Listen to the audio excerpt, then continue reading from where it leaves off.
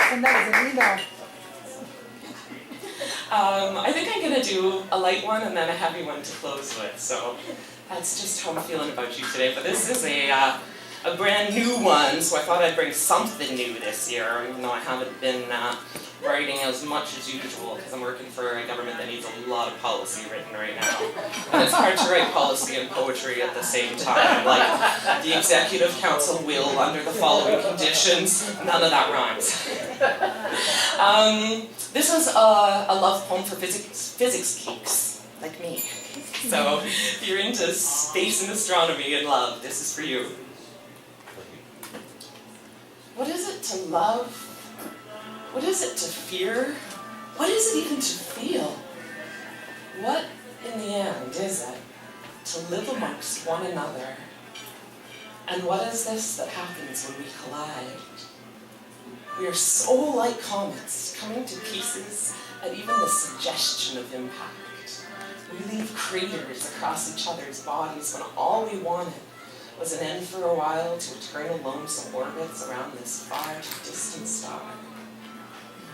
At least in the end, our trails burn the skies, so long as we never touch down, so long as we manage not to collide. Of course we exist in this vast vacuum, drawing to us all we pass in some vain hope that will armor us against solitude.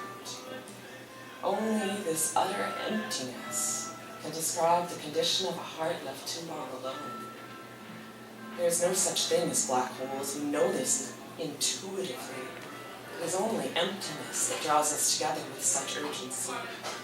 These collapsed dwarves are just the embodiment of density. The way gravity draws us down and lifts us away, always rending us from every angle until we're simply pulled apart. There's so little light in the inestimable vastness of space between planets and then solar systems and galaxies. It's a mathematical improbability that anything matter ever combines. So this means the way your matter matters to my matter really matters.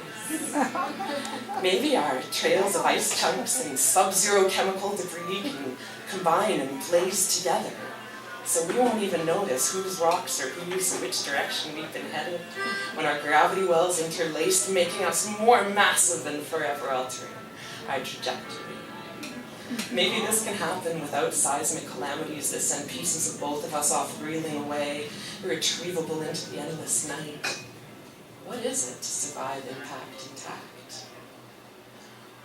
What it is to spin through such emptiness, never knowing whether we can land. Maybe this is what it is to love. Maybe this is what it is to fear.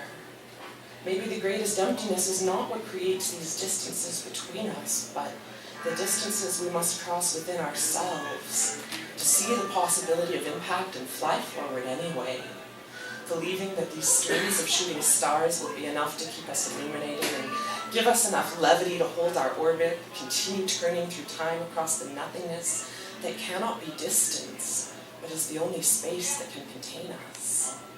Maybe love and fear are two poles like emptiness and space, only intangibly different, one the absence of the other, in that way that only vacuum versus atmosphere can quite describe. Maybe wanting space is fearing proximity and loving the possibility of surviving when we collide.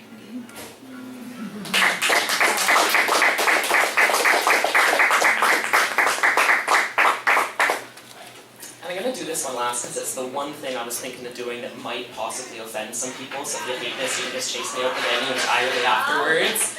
It's the one that my mom would probably say, oh, I think that's a little